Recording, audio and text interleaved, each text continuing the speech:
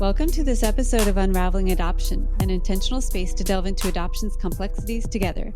I'm Beth Syverson. I'm an adoptive mom of a compassionate and open-minded 20-year-old son, Joey, who is launching as an adult. I'm walking beside him while working on my own personal growth and healing. I'm also a certified coach helping primarily adoptive parents. Joey and I are committed to helping anyone impacted by adoption, and we want to help the general public understand adoption's complexities better too. Today's guest is Jessica Luciere, an intercountry interracial adoptee from Colombia who is making a big impact in the adoption world by supporting other adoptees in mentorship programs and by educating their adoptive parents. She does this work through Spence Chapin, a 110-year-old nonprofit adoption agency, one of the biggest and most well-known in the U.S.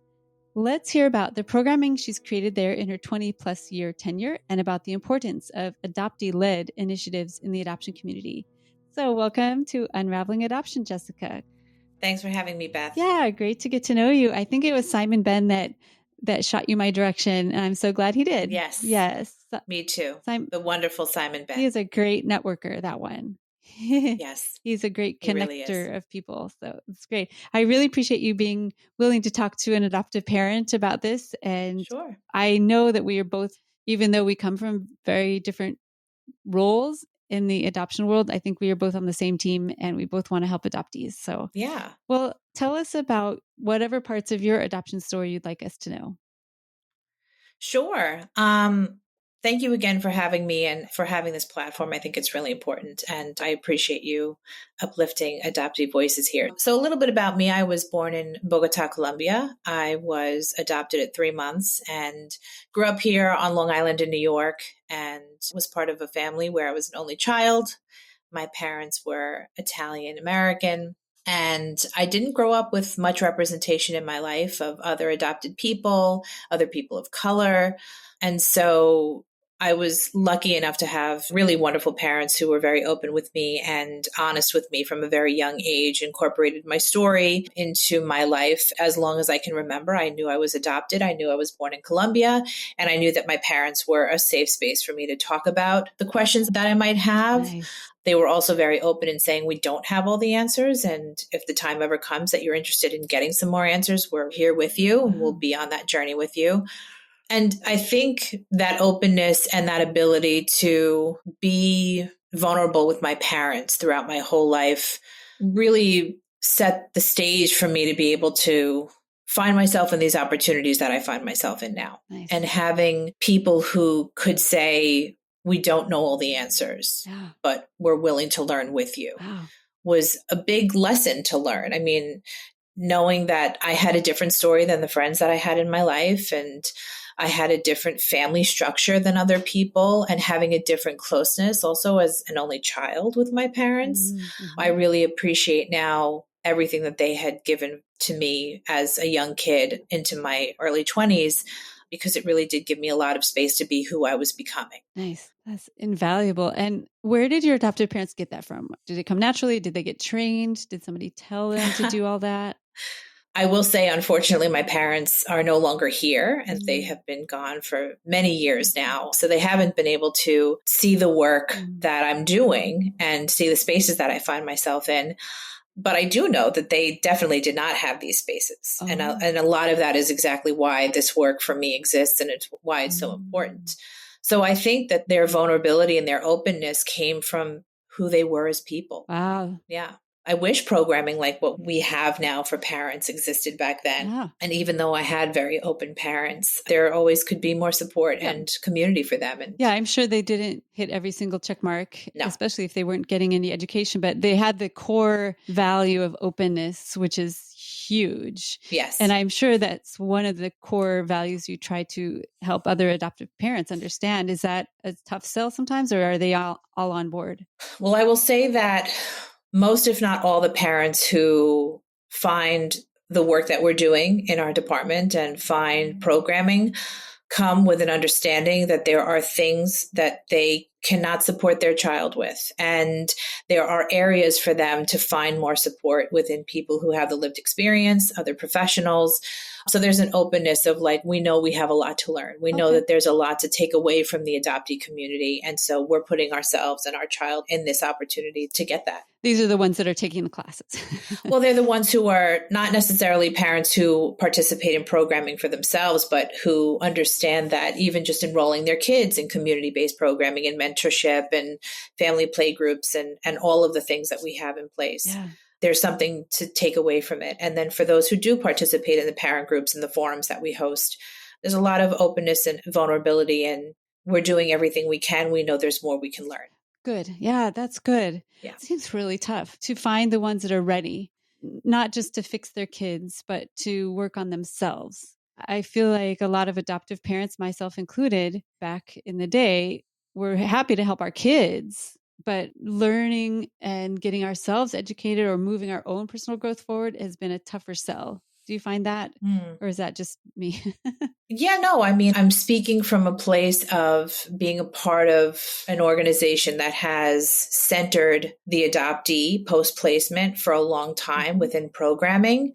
So luckily, I would say parents who come to us sometimes come to us, with a need, if they're seeing behavioral changes, if they're feeling distance from their kids. But sometimes, again, because of this foundational work that's being done, they just understand that community is a part of growth. Oh, great. There's no fire to put out. There's just, how do we extend the network? How do we incorporate the community, not only for our kids, but for ourselves? And that's really what we want to perpetuate also, is that, yes, of course, there are things that may come up where it may seem like there's an issue to tackle or there's a need, but also just folding in community, just like you would with extracurricular activities, putting your kids in spaces where they can grow and have different representation in their life. That's a very big part of how families find us and why they decide to join us. Yeah, it sounds really great. You're doing great work there. Tell me more about how at Spence Chapin they are centering adoptee voices. I think most importantly, by centering the importance of having people on staff with lived experience. Nice.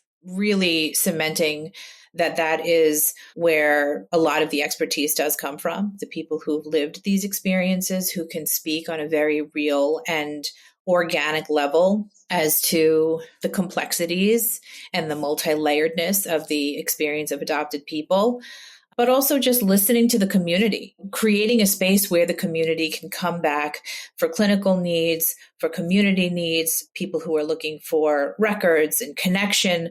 Spence Chapin is that for so many people. And so we're able to then extend and say, okay, we have adults who are coming back to us and saying that they really need to feel the connection of connecting with other adult adoptees. So what do we create for that? And we've created Voices of Adoption, creating a lifetime of programming, which is everything that we have that supports adopted people from placement, from infancy through adulthood, understanding that the need for community is there for everyone, and especially for those who are adopted and connected to adoption. Yeah.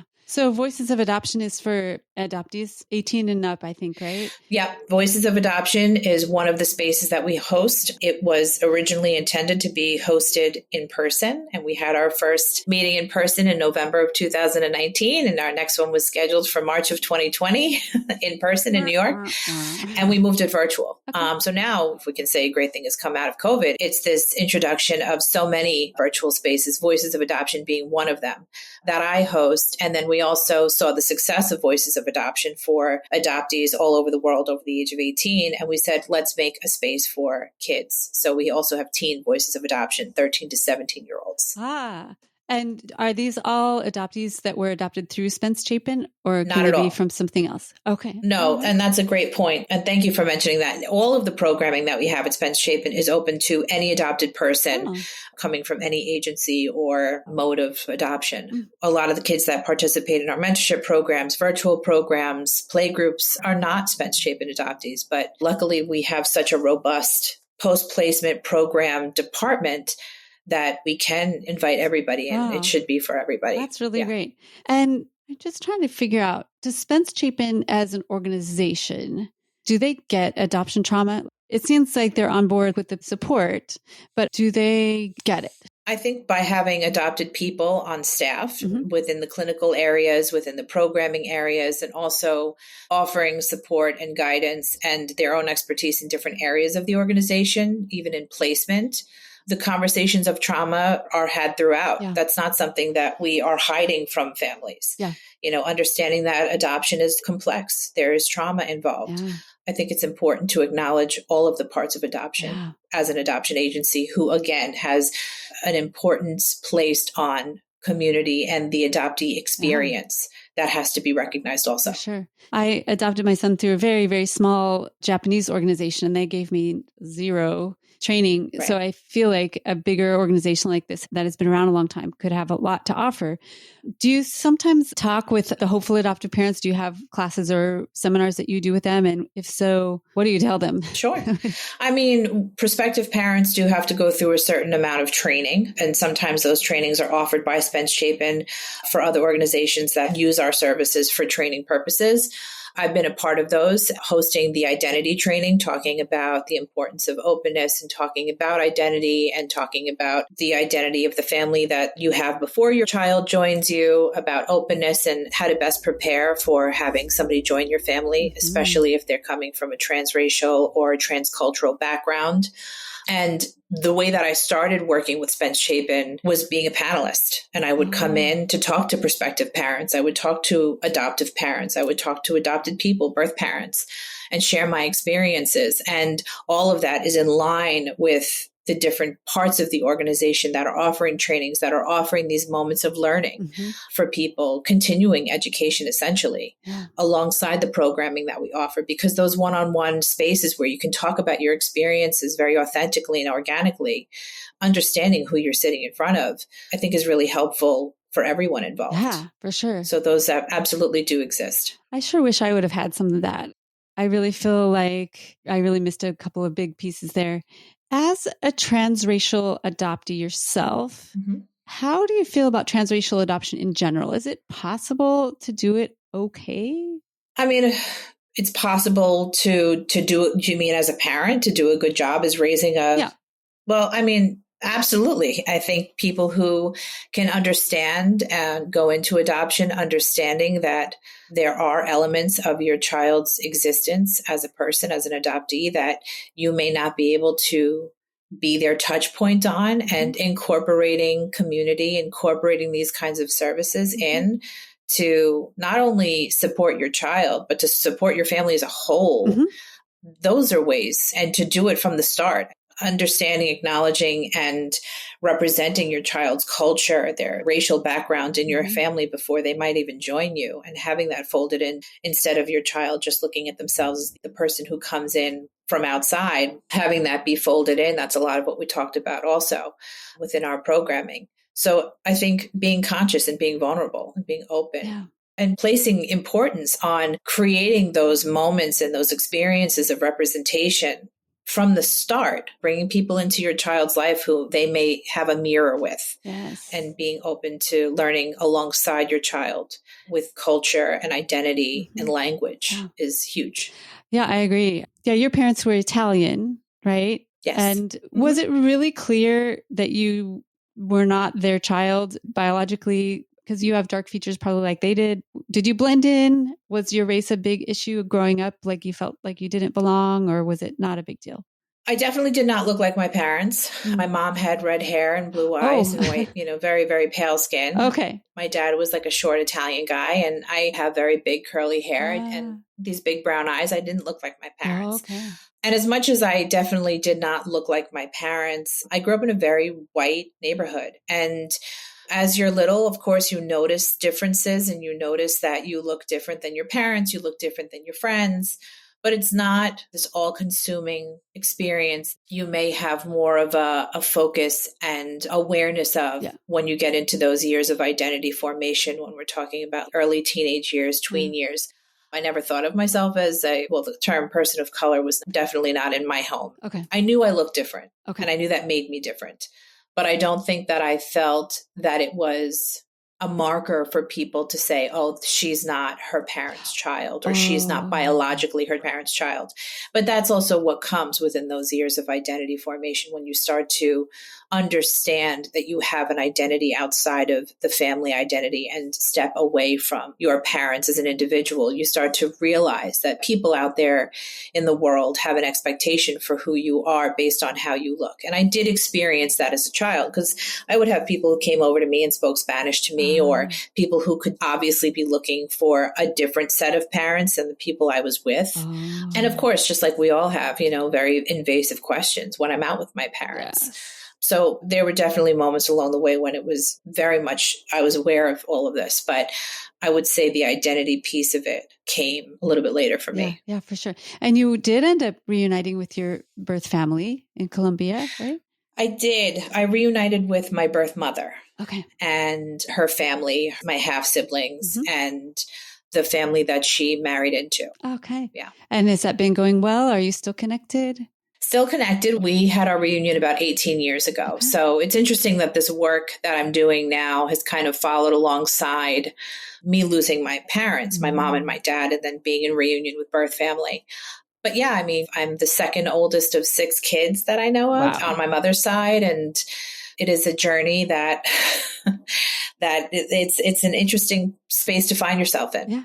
I bet you have so much wisdom and insight to share with other adoptees and adoptive parents because of this journey you're on. And I'm sure it's been lots of ups and downs. Yeah. It sounds like, though, at least initially it was positive and they welcomed you into their family. And yeah, I mean, it's positive. I was welcomed. I was accepted back in. It is an ever-changing landscape of what it means to be a person in reunion. I will never say I've reunited. You're continually and will be for the rest of my life in reunion. Yeah. And I think what's great about being able to have been connected, I mean, I'm connected with so many adopted people, to know that everybody's story is so interesting and we have so many differences, we have so many similarities. It makes you feel, in those moments when you feel very alone in your experience, very much so not alone. Nice. Yeah. What advice would you have for an adoptee that's hearing this and would like to find more connection with other adoptees? I would say always trust your intuition, always trust your gut, always really be aware of your readiness, because it's wonderful to be in community with other adopted people. It's absolutely wonderful in my experience. It's also very emotional. It puts you through the experience of taking other people's stories in when that might be a first-time experience for you. Kind of finding your place as an adopted person in the world, maybe reconsidering some of the things that you have always thought about yourself and about your story, and go at your own pace. There's so many adoptee spaces. It's such a wonderful time to be an adopted person who is lucky enough to help to create some of these spaces, but also participate as a member of the community in other people's spaces and gain different perspectives in different arenas and be able to make my own decisions as to how I want to participate, how I want to show up. Because as an adopted person who's working within this field and also still finding so much strength and support and empowerment in the spaces that I participate in outside of my work, it's a lot. Yeah. It's definitely a lot. You're always kind of reconsidering your story and who you are. I tell every adopted person that I meet that their story changes my own story. And it's the truth. It is the absolute truth. Every single person I've been lucky enough to meet and hear their story and talk to has absolutely changed my narrative and continues to. That's beautiful. I agree. I am so impacted by every single adoptee that I talk to and every person with any sort of lived experience that's been impacted by adoption. It's incredible. Yeah. I often tell adoptive parents, just go listen to adoptees, go listen to adult adoptees that have preferably done a little bit of work, have found a little bit of healing, that are on their healing path. Go listen to what they have to say. Just listen. Right. I think that's so important. And what advice do you have for adoptive parents? What do you think we should do better? the same advice. That's exactly what I tell parents too. I mean, find yourself in spaces where you can find community for yourself, most importantly, amongst other adopted parents, pre-adoptive parents, parents at any point in the journey. Yeah. I mean, this is a lifelong experience for us as adopted people. We will continue to change as individuals. Our interests in our story will change. Mm-hmm. The paths that we take may be very winding. And if we're lucky enough to have our parents with us on those journeys, then to be there and to be a part of all of the change that comes with that, it really does take an army. So it's like the community is everything. Yeah. Finding other adoptive families to connect with, finding other adopted people who are willing to share their stories. Mm-hmm. Are such an important and wonderful resource. And read. I mean, so many great books. How many books have been published? I'm lucky enough to have friends who have created some really wonderful resources for parents, speaking very candidly about the experience of adopted people and how to best support your child. Mm-hmm. Listen to podcasts, follow adopted people on social media, and listen and be open. Yeah. And just know that all of those stories are the landscape of adoption from our perspective. Yes. Oh, I totally agree with you. I love that. Again, I appreciate you having this platform and also finding the importance of supporting adopted people and this programming. I mean, I would suggest for anybody who's looking for community, whether you be an adopted person or an adoptive parent or somebody within the constellation who is connected to a person who is adopted. We have a lot of wonderful programming at Spence Chapin. I oversee all of the programming. Mm-hmm. I'm lucky enough to have other adopted people alongside me who are helping to create programming that speaks to the needs of the community. It's ever changing and really uplifting that voice. So SpenceChapin.org is a great place for resources. And again, just listen, be open, be vulnerable. And it's a great journey to be on with your adoptee. Yes. Well, I'll put SpenceChapin.org in the show notes. And is there a way people could get a hold of you through there? Or do you want to drop an email or anything? Or do you want to just have people find you through the organization? Sure. I can share my email address is jluciere@spence-chapin.org. Okay. That's one of the many ways you can find me over there. Okay. Absolutely. Or I can also give you my Instagram handle. Okay. I'll put Jessica's Instagram in the show notes too. So if you want to connect directly with her, I really appreciate you sharing. I think you're doing really great work. I always think whatever we can do to elevate adoptee voices and especially transracially adopted adoptee voices is super important. So thank you for working there and representing. I know you don't represent all adopted people, but you are representing the adoption lived experience, your own lived experience. So thank you for doing that. Sure. And thank you for being on. Absolutely. Thank you for having me. Yeah. Now, listeners, after you go check out Jessica's information at Spence Chapin, I encourage you to go check out unravelingadoption.com. There you'll find information about my coaching services and about upcoming events, including 2 new coaching groups I'm facilitating with adoptive parents. So check out all the events at unravelingadoption.com/events. There's lots of resources on our website for everyone in the adoption constellation as well.